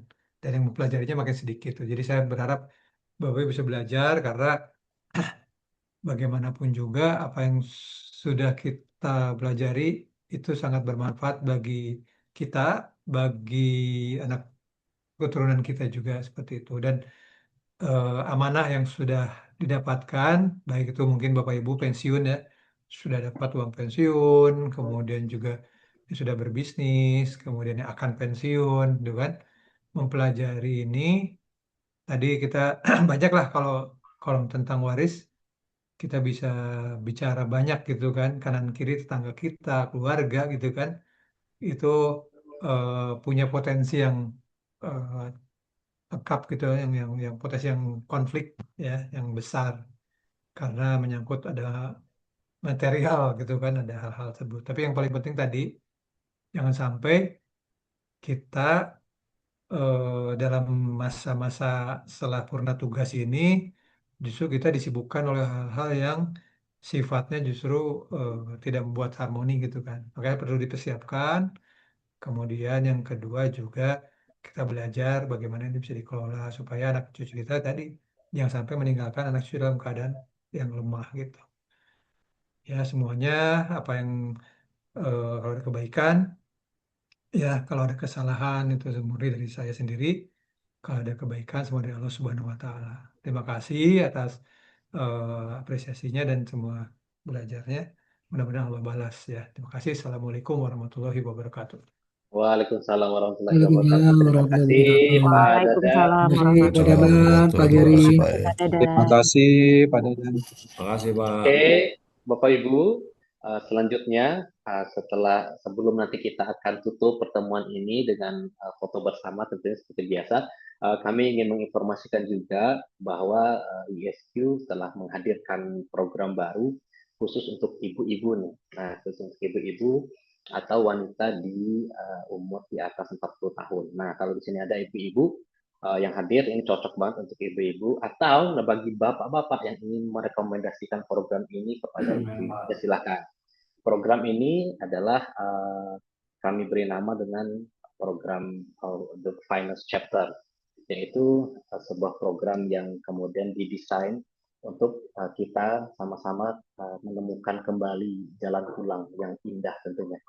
Bahwa mungkin selama ini kita sibuk mempersiapkan bagaimana menata kehidupan dengan rapi, hidup di dunia dengan rapi. Tapi mungkin sempat lupa terhadap bagaimana kemudian kita mempersiapkan perjalanan untuk menuju pulang nanti kepada tujuan akhir kita, yaitu bagaimana kita pulang kepada Allah, kepada Rabb kita dalam keadaan yang indah. Nah, untuk itu ISQ mendesain sebuah program ini untuk bisa dinikmati oleh ibu-ibunya agar kita sama-sama kembali menata jalan pulang kita sehingga kita pulang dalam keadaan yang bahagia, dalam keadaan yang indah. Itu Bapak Ibu, izin kami share Amin, dulu amin ya Rabbal Alamin. videonya. Oke. Ini kita lihat dulu. Oke. Sebentar saya share dulu. Oke. Jadi bagi Bapak Ibu yang hadir di sini boleh nanti bisa join atau mungkin bagi bapak-bapaknya yang ingin ibunya boleh silahkan. Oke.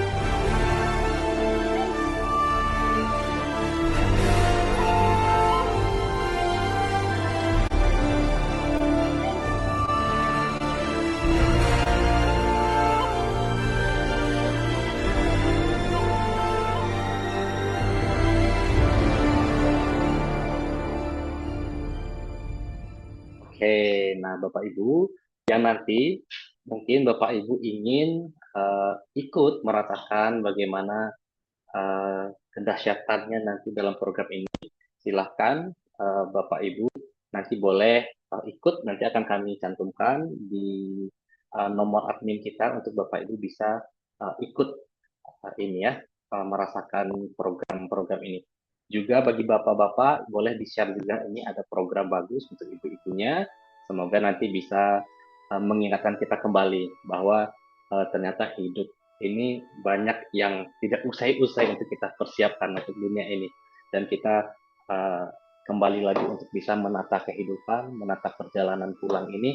Semoga nanti ikhtiar kita menata hidup di dunia ini sebagai jembatan yang mempermudah kita untuk bisa kembali dengan kembali yang pulang yang indah bersama keluarga kita nanti, terutama juga dengan iman yang kita bawa kepada Allah nanti. Bapak Ibu, kita sudah berada di penghujung pertemuan ini. Semoga pertemuan ini menjadi pertemuan yang bermanfaat, tentunya menjadi pertemuan yang memberikan kita manfaat-manfaat yang bisa kita aplikasikan tentunya dalam kehidupan kita sehari-hari. Dan juga semoga nanti Bapak Ibu, silaturahmi ini tidak berhenti di sini saja, masih banyak program-program lainnya di Sejuta Senyum Pensiun. Untuk itu, mungkin di Jumat depan kita bisa ketemu lagi, terus pantau, terus stay tune di grupnya. Semoga nanti kita bisa ketemu lagi dalam program-program, dalam materi-materi yang insya Allah akan menambah semangat kita untuk menjalani masa purna bakti dengan berkarya, tetap berkarya, sehat dan sejahtera. Udah itu, terakhir, mari sama-sama kita open cam dulu semuanya, kita aktifkan dulu kameranya, kita siapkan senyum terbaiknya, kita foto bareng dulu, boleh sejenak untuk kenang-kenangan. Oke, silakan. Oke, siapkan senyum terbaik, senyum terindahnya, Masya Allah. Oke, luar biasa. Oke, boleh di on cam kan. Saya siapkan dulu kameranya. Oke. Mana dia? Oke. Siap, Bapak Ibu. Boleh senyum dulu. 1, 2, 3. Boleh jempolnya semuanya? 1, 2, 3. Boleh gaya heboh, yang semangat, yang ceria. Ya, sama-sama ya. 1, 2, 3. Sekali lagi lebih heboh. 1, 2. Oke, alhamdulillahirrahmanirrahim, Bapak dan Ibu. Berakhir sudah pertemuan kita di siang hari ini. Sekali lagi kami tetap doakan Bapak Ibu, calon purnabakti dan yang sudah dalam masa purnabakti, semoga tetap hidup dalam keadaan hati yang damai, dalam hati yang lapang, jiwa yang lapang. Semoga Allah tetap bimbing, Allah dan Tuhan tetap bimbing jalan kita untuk menjadi manusia yang bermanfaat bagi diri kita dan kita bisa bermanfaat bagi yang lain. Dan semoga apapun yang pada akhirnya kita usahakan, apapun yang kita ikhtiarkan, semoga Allah ridho terhadap itu. Bapak Ibu, terakhir banyak maaf dari kami. Sampai jumpa kembali di minggu depan. Assalamualaikum warahmatullahi wabarakatuh. Salam sejahtera. Waalaikumsalam warahmatullahi wabarakatuh. Waalaikumsalam Terima kasih Pak Geri, wabarakatuh. Pak Dadan. Terima kasih Pak Geri, terima kasih. Terima kasih Ibu. Terima kasih Pak Dedi. Terima kasih Pak Agung. Izin nih Pak. Siap, Bu Nonon. Siap, Pak Nur Hadi. Izin nih, makasih. Siap. Izin lab ya Pak. Silakan Pak Dedi, silakan.